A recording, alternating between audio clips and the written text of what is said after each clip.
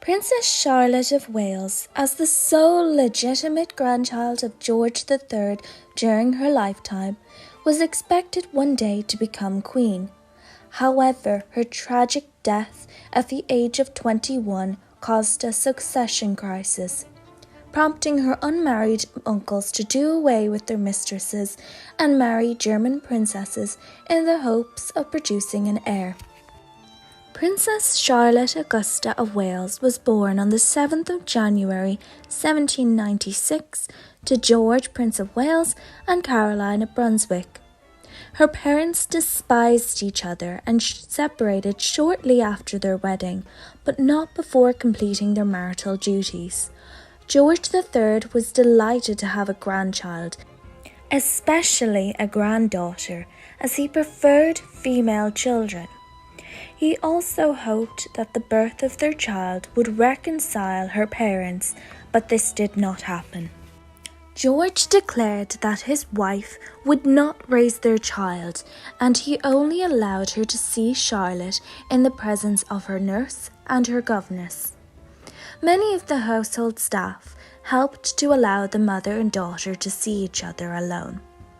In December 1798, George attempted to reconcile with his wife in the hopes of producing a son, but it failed. Caroline set up her own household in Blackheath, and Charlotte would be allowed to go there only occasionally to visit, but never to stay. Charlotte's childhood was quite lonely. She did not see her father much and lived in a house adjacent to his. The king made arrangements for Charlotte's education as a future monarch.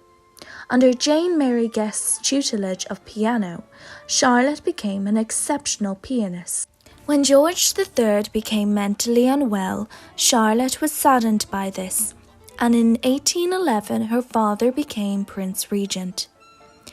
As Prince Regent, he put her under more strict conditions, giving her an insufficient clothing allowance and not allowing her to attend an entire opera showing.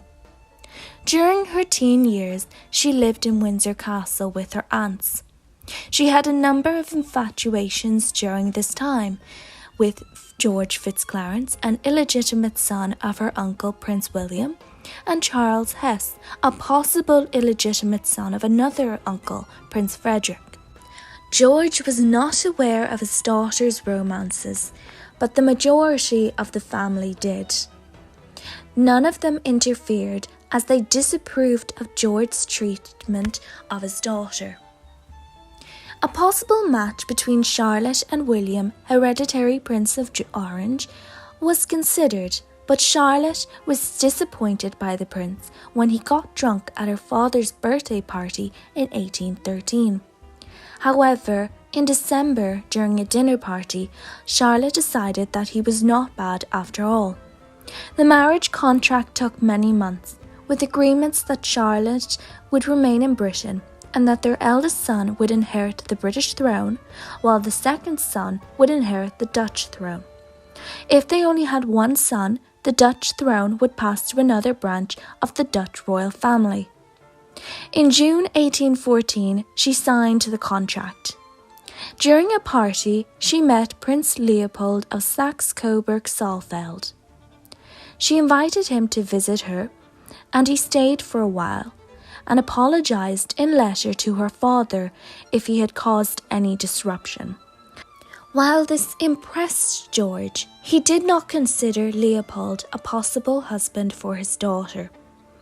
The engagement between Charlotte and the Prince of Orange fell through when he refused to accept welcoming Charlotte's mother in their future home.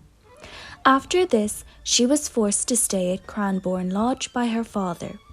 Charlotte's mother was forced to live in Europe, and this greatly displeased and upset the young princess. Charlotte never saw Caroline again. By December 1814, Charlotte and her father had made up.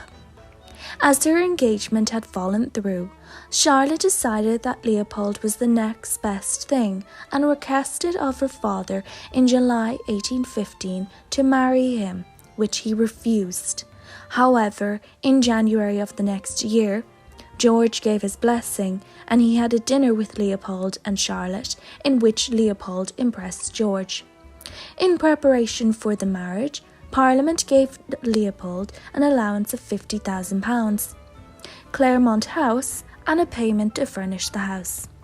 They wed on the 2nd of May 1816. They honeymooned in Oatlands Palace before returning to London.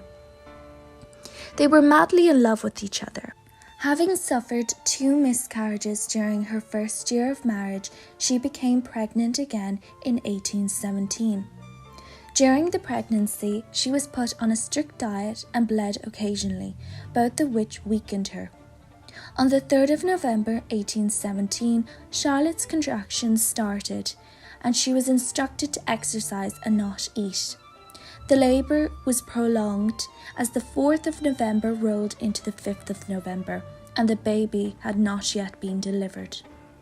Forceps were considered but not used. If forceps had been used, both Charlotte and the baby may have lived, but there is a high chance they would have died soon after from infection due to lack of antiseptics. At 9 p.m. on the 5th of November, Charlotte gave birth to a stillborn son. While upset at the news of her son, Charlotte was exhausted and ate some food to try to help recover from the birth. However, Charlotte was not okay and vomited heavily around midnight. She also complained of stomach pains and was cool to the touch. She began hemorrhaging and died soon after. Princess Charlotte had been one of the most popular members of the British royal family during her life, and her death brought Britain into deep mourning. Shops closed for weeks, as did the courts and the Royal Exchange. The Prince Regent and Princess Caroline were devastated by their daughter's death. The prince didn't attend his daughter's funeral as he was overcome by grief, and Caroline fainted with shock. The Prince of Orange was also overcome by grief. Prince Leopold never recovered fully from his first wife's death. Her funeral was held on the 19th of November 1817, and her son was buried at her feet. Her death prompted changes in obstetrics. Doctors began favouring the use of instruments during prolonged labours.